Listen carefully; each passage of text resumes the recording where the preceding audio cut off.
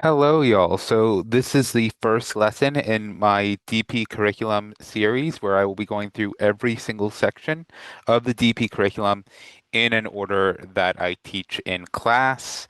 I still use the idea of 10 or 11 topics if you're an HL, and I'm going to be going through each one, but using the new framework, new curriculum, and new guidelines. So, starting with structure 1.1.1, structure 1 models of the particulate nature of matter. And today we're going to start with structure 1.1, introduction to the particulate nature of matter. We have our guiding question, which is how can we model the particulate nature of matter? And we are going to be focusing on elements are the primary constituents of matter, which cannot be chemically broken down into simpler substances. We're going to focus on compounds, consist of atoms of different elements chemically bonded together in a fixed ratio. And we're going to focus on mixtures contain more than one element or compound in no fixed ratio, which are not chemically bonded so they can be separated by physical means. So our skill that we are trying to build is to be able to distinguish between the properties of elements, compounds, and mixtures. And we will be covering solvation, filtration, recrystallization, evaporation, distillation, and chromatography. So with that said, I'm going to try and start with the IB guide every time. We will jump right in. So we're going to start out with the most basic particle, which is an atom. I'm going to go assuming that we have no prior knowledge, so we're going to start with our definition of an atom, which is the smallest particle of an element. And within that element, it will still retain all the properties of the element, all the properties of the element. Now, throughout this video, I may have spelling errors and all that, but don't worry, as long as you can understand what it is, we're good to go. The other thing we need to know is that atoms make up all matter. Matter. And generally, we say matter is anything that takes up space and has mass, and it's made up of atoms.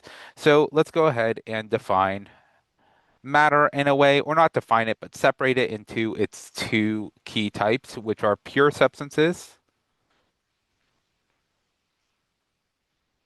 And the other form of matter is going to be mixtures. To be shorter, I'm just going to use MX for future reference to reference mixture so I don't write it out every single time.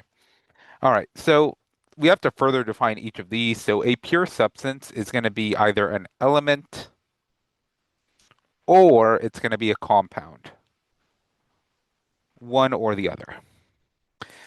Mixtures, on the other hand, which we will define in detail later, are just more than one element or compound, not in a fixed ratio, more than one element or compound, not in a fixed ratio. Uh, and another big thing about mixtures is that there is no chemical bonding, which we'll describe later, but that means we can separate it with physical means. So let's go ahead and start off with our pure substances, starting with elements. We use a lot of words interchangeably, like elements and atoms and ions and compounds and molecules, but they're not. We really are using them in very specific places. Sometimes students just assume they're interchangeable, but we're going to define them as such. So an element on its own is the simplest form of matter. Form of matter. And in addition to being the simplest form of matter, it is only one type of atom. So let's say you have a iron nail. So I'm gonna draw an iron nail. This is just Fe, and the atoms are bonded. It's all one type of atom, so this would be an example of elemental iron. Now, with this, elements can take place in either single atoms, or bonded atoms, bonded group. But remember, it's still just one atom. So you can have an oxygen atom. You can have O2, which is referred to as oxygen because oxygen is normally found in a bonded pair. Or you can have O3, which is ozone. But all of these are still just elemental oxygen. So when we say elements, we're only ever referring to one type of atom, but we're not saying in what way it's represented as an atom, as a molecule, as a larger structure like iron. All right, moving on from elements, we have our compounds. Compounds are just pure substances that are composed of two or more atoms, or two or more types of atoms. Pure substances composed of two or more types of atoms, chemically bonded, and we're going to do bonding much later, but chemically bonded in a fixed ratio. So, some good examples of this that you see every day might be, for instance, uh, methane, CH4, which is a combination of one carbon and four hydrogens. Water, which is H2O, which is two hydrogens and one oxygen. Or maybe salt, which is NaCl, which is 1-to-1 ratio of sodium and chlorine bonded together. Um, Something about compounds is we cannot physically separate the atoms. We need to use chemical processes to do such, like a chemical reaction. And then furthermore, compounds have different properties than the atoms that make them up. So, for example, with our sodium chloride, sodium is a very explosive reactive metal. It combusts very easily with water. Um, Chlorine is a poisonous gas. You can, if you inhale it, it can do serious damage to your lungs and body.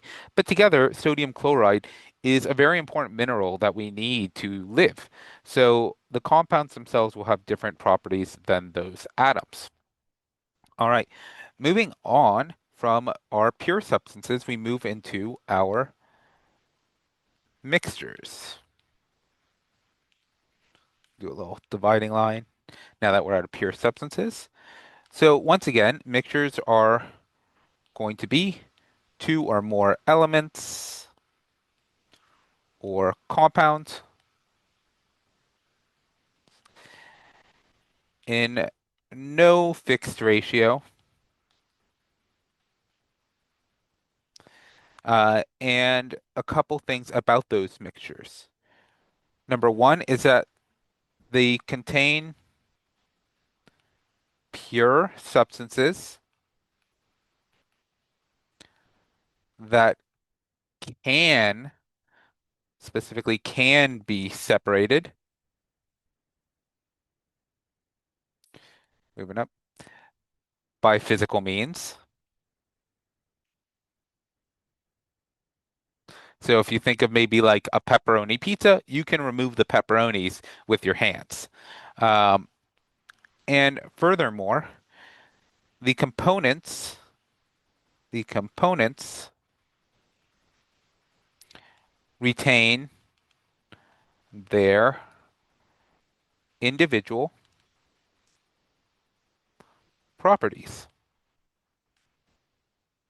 So for example, if I have a plate and I've got some iron, so I'm just going to dot that, that's iron, and mix in with the iron,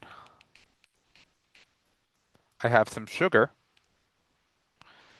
I could theoretically use a magnet to pull the iron out. And that's because the iron in the mixture is still magnetic while the sugar itself is not. So it retains its individual properties. All right.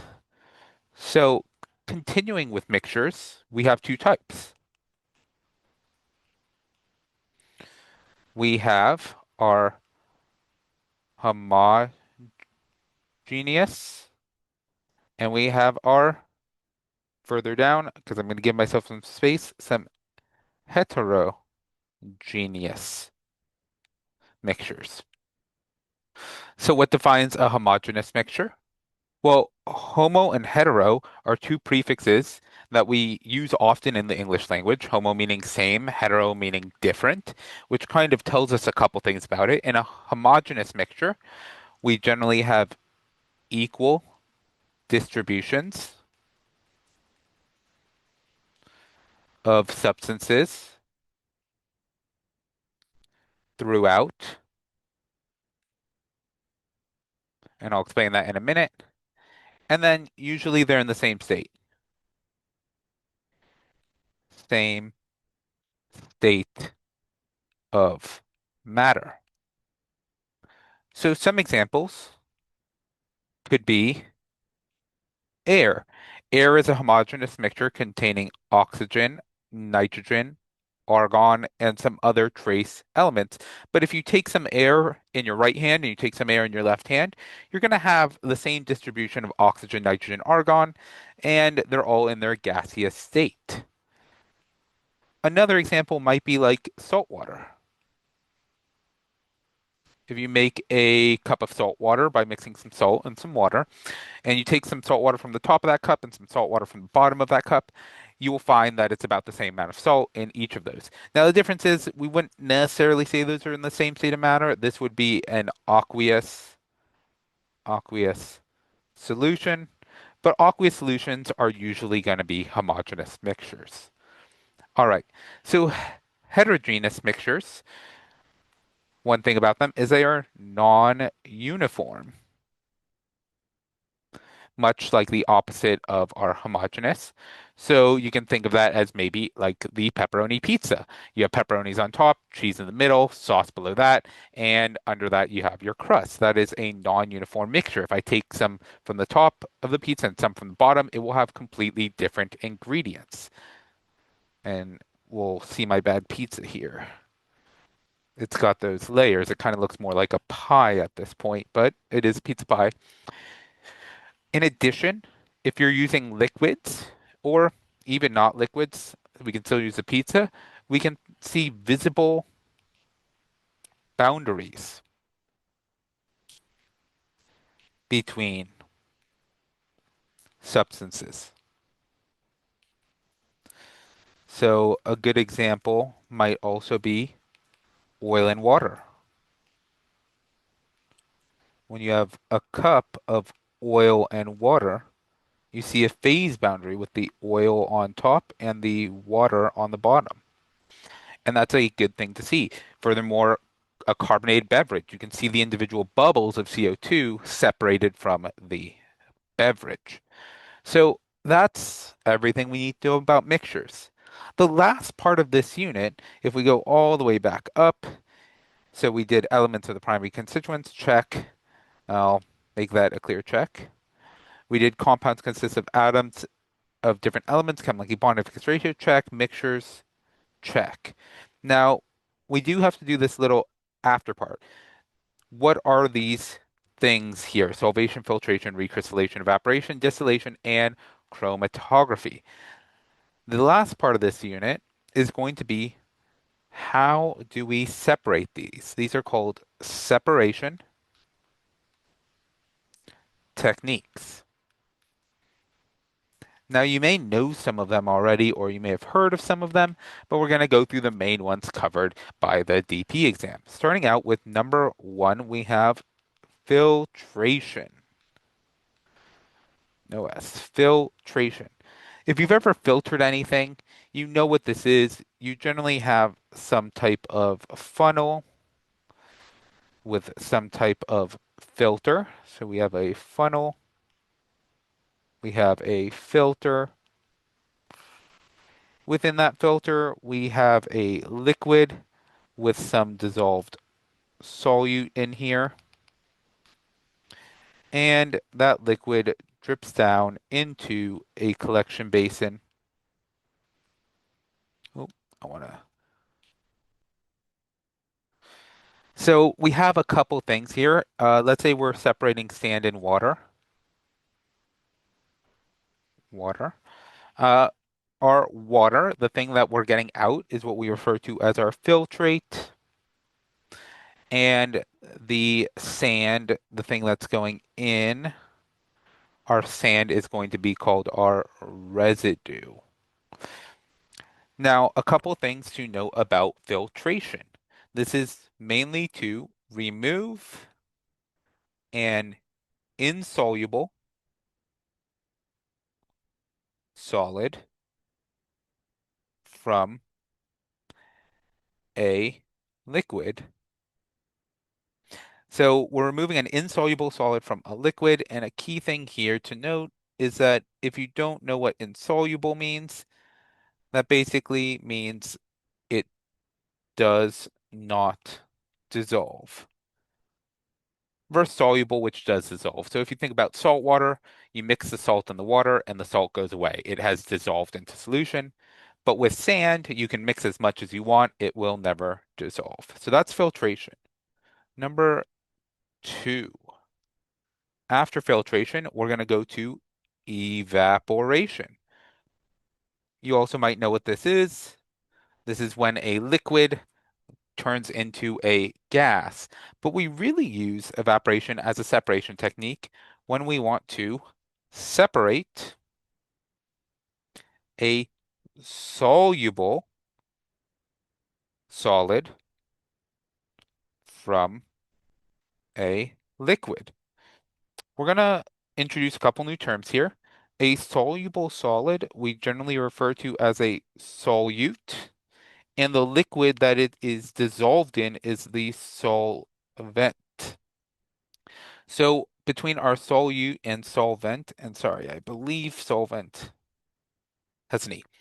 So when we are separating our soluble solid from our liquid, our solute from our solvent, the way we generally do this is we apply heat. And that's going to speed up the process to the solution. Again, I abbreviate that SOLN, that is solution. We apply heat to the solution to evaporate the solvent. Generally looks like this. You've got a dish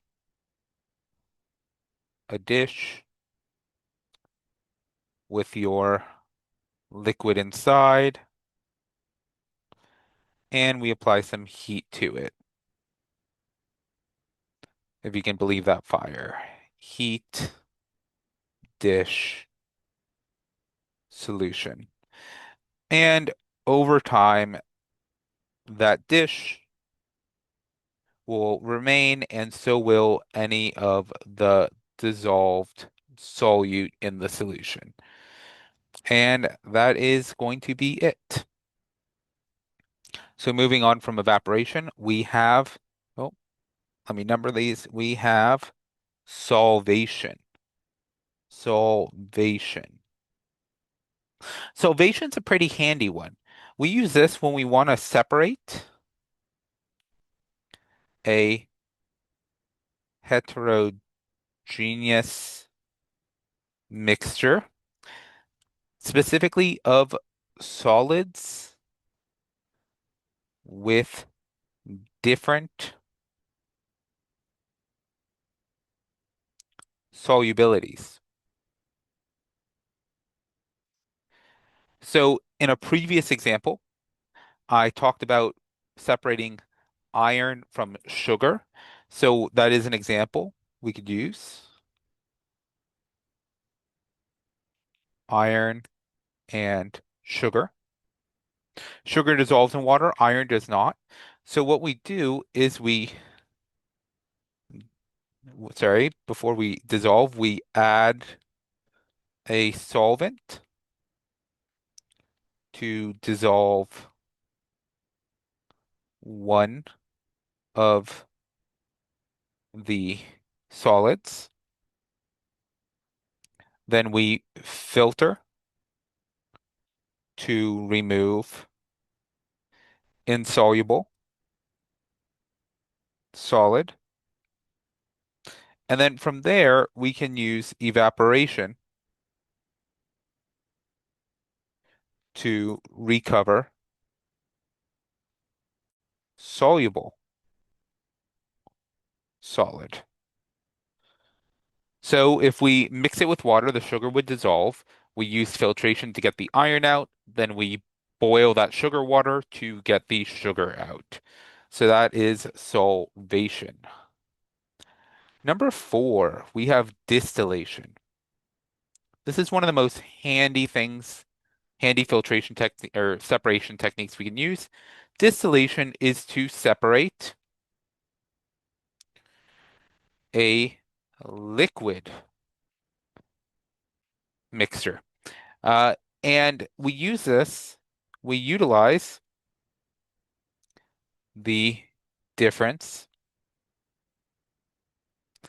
in volatility or boiling point. Really quickly, I'll explain volatility. Boiling point is the temperature at which something boils, but volatility is a little less common. This is the tendency to become a gas. So there's some compounds that you know that have high volatility, and you can think of them as like ammonia. If you open a bottle of ammonia liquid, you can immediately smell it. That's because some of the molecules are becoming gaseous, and that you can inhale those and smell that. Same with vinegar. Um, and it depends on a bunch of properties of the molecule itself to determine volatility, but we will get to that in a later section. Now, distillation uses this to separate two substances. So, a good example might be water and ethanol. Water has a boiling point of 100 degrees Celsius, while ethanol's boiling point is 78 degrees Celsius. If we take what we call a distillation apparatus, which starts with a distilling flask or a boiling flask, and we put our mixture in there.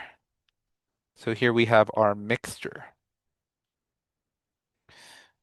and we get our distillation apparatus, which kind of looks like a little stopper. Then we have this part, which is what we refer to as a condenser, and I will label all of these. Let's use a different color. So here's our distillation apparatus.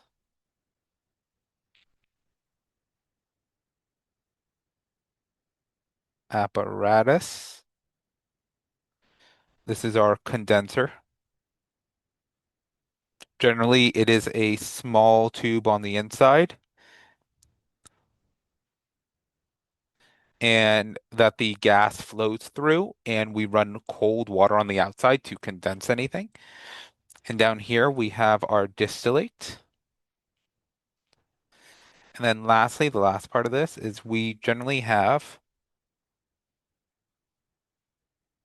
a thermometer.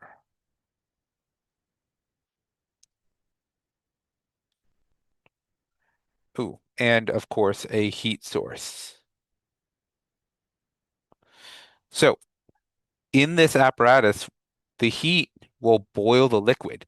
Now, because all the energy is going to increase the temperature, once it hits 78 degrees, the boiling point of ethanol, that energy will be used to boil ethanol.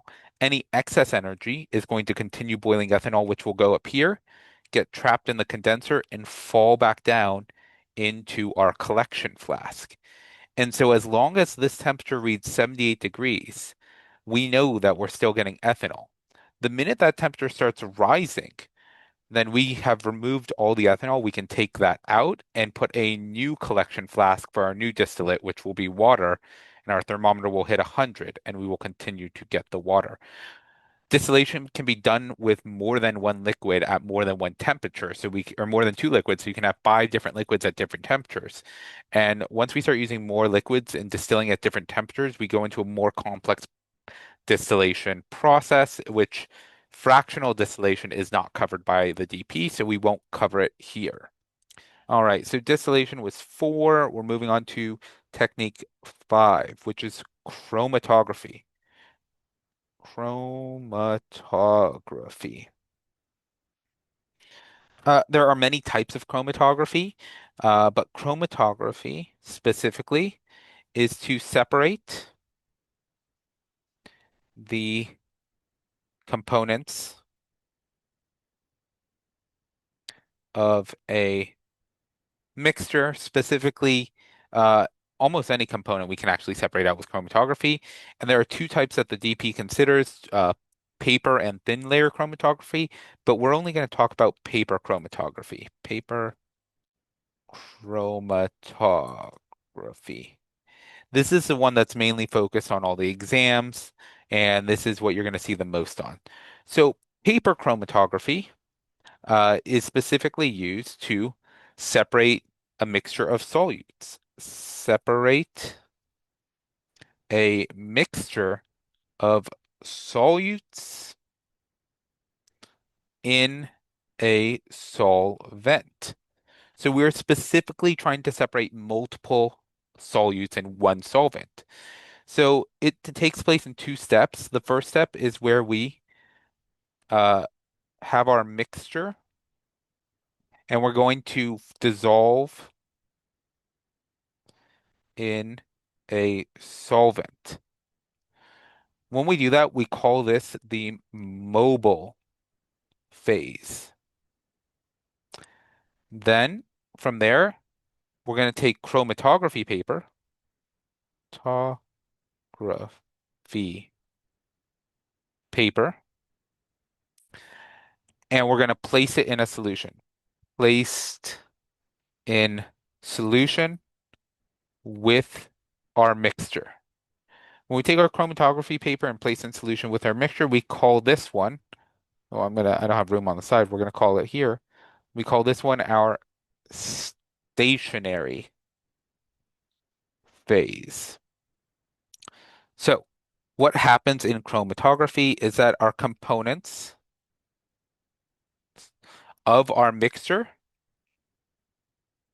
move through our stationary phase.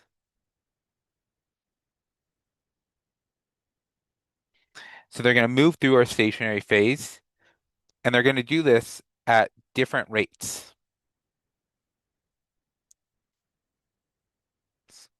based on their affinity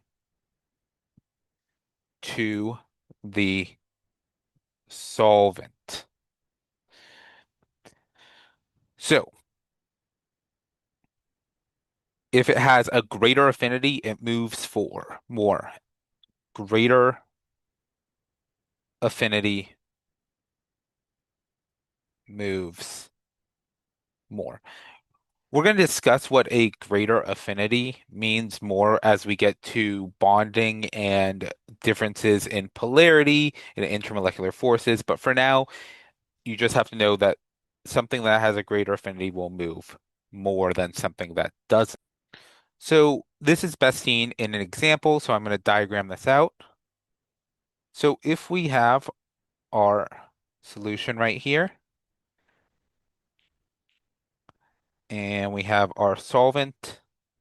So this is what we're going to be using. And within that, we have our chromatography paper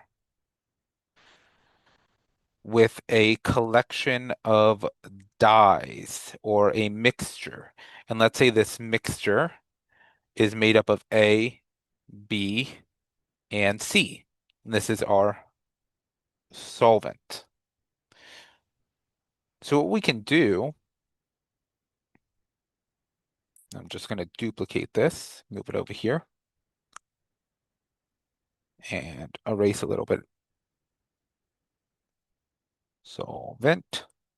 is over time, this will separate out into multiple spots. Oh, as our solvent moves up the paper. Now, the solvent moves up the paper via capillary action, much like water will move up paper if you hold it vertically. And we can tell based on how far it moves what has the greatest affinity. We'll separate out into our A, B, and C, with our initial spot still being a bit of a stain on that page, but we'll see they move up. So in this case, A, having moved the furthest, it's moved the furthest, will be the greatest affinity, followed by B, followed by C. And so we can separate out mixtures and we can identify what they are based on how far they move. All right, our last and final piece here, number 6, is recrystallization. Sation. Recrystallization. So we generally use recrystallization to remove impurities from a mixture mixture with a solid. And the way we do this is we use varied solubility with temperature. Generally, at higher temperatures, we have greater solubility, and lower temperatures, we have less solubility. So the way this works is what we will do is I'll make this a little more clear. We will dissolve solid with just enough solute at high temperatures.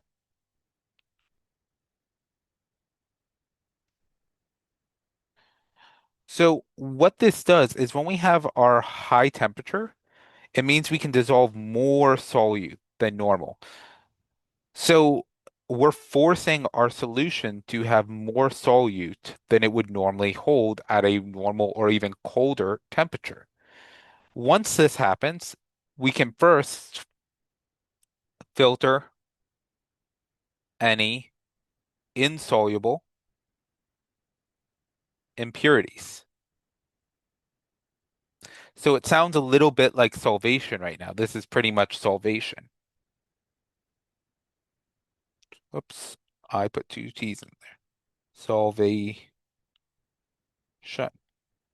So at this point, all we've done is solvation. But we're still going to remember that this is still going to be high temperature. So again, we still have more solute than the liquid can hold. Then we will cool solution slowly to room temperature, then put in ice bath to cool further. By cooling slowly to room temperature and then an ice bath is what we're going to do is we are going to create crystals,